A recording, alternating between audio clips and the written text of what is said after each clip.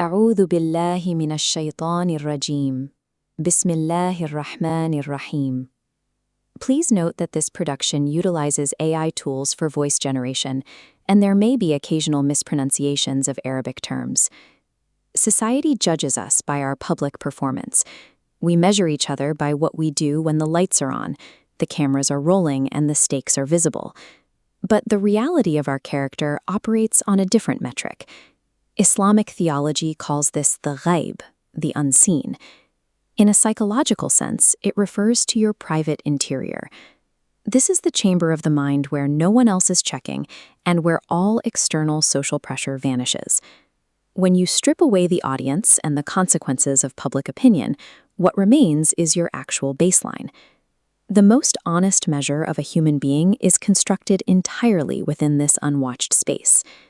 The Sūrat opens with an architecture of absolute scale and physical flawlessness. But from that staggering cosmic scope, the narrative now descends inward, narrowing its focus to the specific, quiet space of human consequence.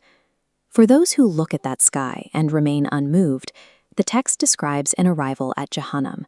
It is a living thing, raging, heaving, and barely containing its own pressure.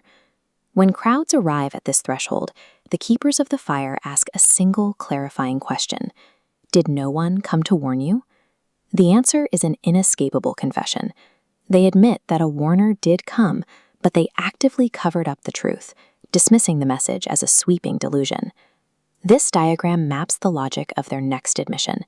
If only we had listened, or if only we had used our reason.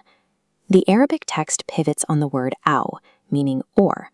They had two distinct paths, to hear the truth from the outside, or to work it out internally through reason. They took neither. In cognitive science, this is known as motivated reasoning. The tragedy lies in the choice. They possessed the tools of perception, but conscripted them into the service of denial. This raises a second question. What is the inner, spiritual reality driving this scene?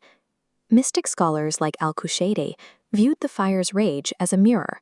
They understood the outward fury as a projection of the interior violence caused by a life lived in bad faith, a lifetime of choosing against one's own deepest nature. When the text says they confessed, itarafu, it uses the same Arabic root as the word for to know. At the end of the journey, they aren't discovering new facts. They are finally admitting what they already knew. The condition of the soul and the condition of the fire share the same shape. The suppressed truth inside the person eventually finds its expression in the rage of the fire. In verse 12, a door opens. The text turns from the fire, offering a counter-image, those holding their Lord in reverent fear in the unseen. We can visualize this using a framework from al-Ghazali. First is the person who behaves well because they are watched by other people. Second is the person behaving well because they believe God is watching from outside. But the third level is the person for whom the watched and unwatched distinction has collapsed. They fear God not as an external observer, but as the ground of their being. Neuroscience identifies a similar architecture in the brain's default mode network. This is the neural substrate we use for mentalizing, moral reasoning, and self-referential thought, the systems that activate when we are alone with our own interior life. Spiritual maturity leverages this internal architecture to create a self-regulatory system. It is a moral compass that maintains its orientation even after the lights go out and the audience leaves. Verse 14 grounds this in a simple rhetorical question. How could the one who created not know? God knowing the contents of the sudur, the chests, is the logic of a craftsman knowing their craft. It is constitutive knowing. He does not know you by gathering data from the outside. He knows you because he made the machinery of the heart. The text invokes two specific names, al-Latif, the subtle, and al-Kabir, the all-aware. These names denote the highest resolution of perception, an awareness that corresponds to our deepest pre-verbal intentions. Ibn Arabi frames this awareness as the most proximate kind of intimacy, a creator more present to the heart than the heart is to itself.